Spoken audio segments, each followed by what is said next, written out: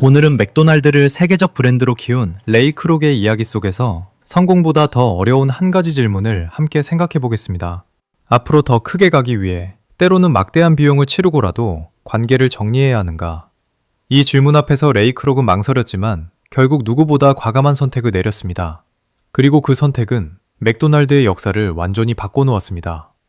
레이 크록은 처음부터 화려한 성공을 거머쥔 인물이 아니었습니다.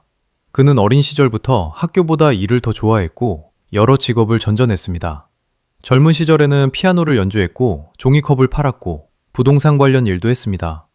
이후 그는 여러 잔의 밀크쉐이크를 동시에 만들 수 있는 멀티믹서 판매원이 되었는데 바로 이 일이 그의 인생을 바꾸는 결정적 계기가 됩니다. 크록은 1954년 샌 버너디노의 맥도날드 형제가 한 매장에서 무려 여러 대의 멀티믹서를 사용하고 있다는 사실에 주목했고 그 효율적인 운영 방식에 깊이 충격을 받았습니다. 당시 맥도날드 형제의 매장은 지금 기준으로 봐도 혁신적이었습니다. 메뉴는 단순했고 조리 방식은 표준화되어 있었고 서비스는 놀랄 만큼 빨랐습니다. 고객은 복잡한 선택 대신 빠르고 일관된 품질을 경험할 수 있었죠. 브리테니커는 이 방식을 스피디 서비스 시스템으로 설명하며 그 핵심이 적은 메뉴, 빠른 회전, 균일한 운영이 있었다고 전합니다. 바로 그 장면을 본 레이 크록은 이 작은 식당 하나가 아니라 미국 전역으로 복제될 수 있는 시스템을 본 것이었습니다.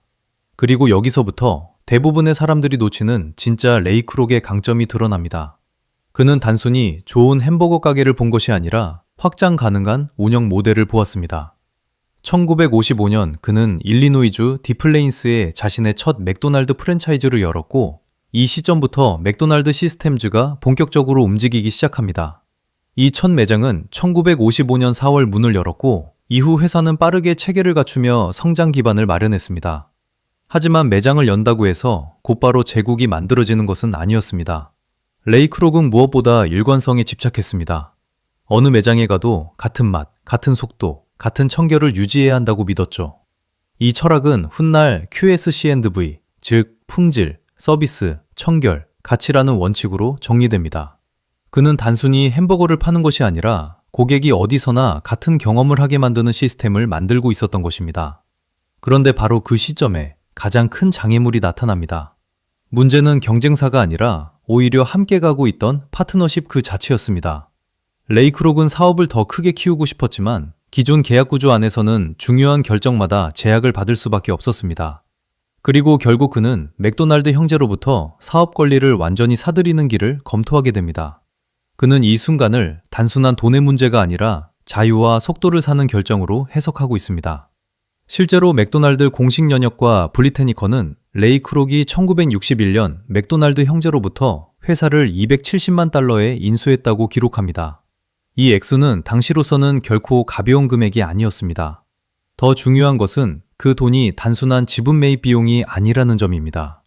그것은 의사결정을 방해하는 구조를 끊어내는 비용이었고 더 크게 확장하기 위한 통제권 확보의 대가였습니다. 바로 여기서 이 이야기는 사업가의 전기가 아니라 우리 모두의 이야기로 바뀝니다. 살다 보면 오래 함께한 사람, 익숙한 관계, 이미 많은 시간을 쏟아부은 협업이 오히려 발목을 잡는 순간이 있습니다. 계속 함께 가면 당장은 편할 수 있습니다. 갈등도 덜하고 추가 비용도 들지 않을 수 있습니다. 하지만 그 대신 중요한 결정을 늦추게 되고 실행 속도가 떨어지고 결국 더 큰 기회를 놓치게 됩니다. 여기서 던지는 질문도 정확히 이것입니다. 비용과 스트레스를 감수할 것인가 아니면 자유와 신속한 의사결정을 선택할 것인가? 레이 크록은 후자를 택했습니다. 그리고 그 선택 이후 맥도날드는 훨씬 빠르게 성장 궤도에 올라섭니다. 공식 연역에 따르면 1965년 맥도날드는 상장했고 그 이전부터 이미 전국적인 브랜드로 자리 잡으며 대량 확장의 기반을 완성하고 있었습니다. 1958년에는 이미 1억 번째 햄버거 판매를 기록할 만큼 성장 속도가 빨랐습니다. 즉, 레이 크록의 결단은 단순한 정리가 아니라 성장을 가속하기 위한 구조 정비였습니다. 레이 크록이 남긴 메시지도 같은 방향을 가리킵니다. 그는 성공의 핵심을 재능이나 학벌보다 끈기와 결단에서 찾았습니다.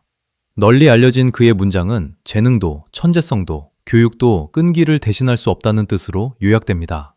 결국 그는 말이 아니라 구조를 선택했고 감정이 아니라 실행력을 선택했습니다. 관계를 끌고 가는 것이 미덕처럼 보일 때도 있지만 어떤 순간에는 정리하는 결단이야말로 미래를 지키는 선택이 됩니다.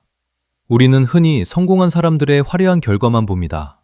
하지만 진짜 분기점은 늘 더 조용한 곳에서 만들어집니다. 누구와 계속 갈 것인가? 무엇을 포기할 것인가? 어떤 비용을 지금 감수할 것인가? 레이 크록은 그 질문 앞에서 흔들렸지만 결국 불편한 관계의 안정감보다 자유로운 의사결정의 가능성을 선택했습니다. 그리고 바로 그 선택이 맥도날드를 하나의 식당이 아니라 세계적 시스템으로 바꿔놓았습니다. 성공은 언제나 무언가를 더하는 과정 같지만 때로는 무언가를 과감히 끊어내는 결정에서 시작됩니다. 지금 여러분의 삶과 일에서 비용이 아까워 붙잡고 있는 관계나 구조는 없으신가요? 어쩌면 다음 도약은 더 많이 참는 데서가 아니라 더 늦기 전에 결단하는 데서 시작될지 모릅니다. 감사합니다.